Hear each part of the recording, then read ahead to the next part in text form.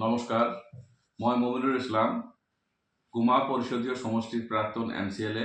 দুখৰ বিষয় এই যে আমাৰ উমৰাংচল কয়লা খনিত আবদ্ধ হৈ থকা মানুহৰ ভিতৰত আমাৰ কোকৰাঝাৰ জিলাৰ পৰা 2জন শ্ৰমিক আবদ্ধ হৈ আছে। তাৰে ভিতৰত আমাৰ গোসাইগাঁও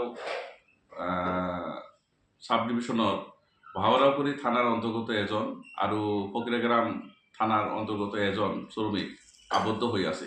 এতিয়ালৈকে সিহঁতৰ কোনো খবৰ নাই।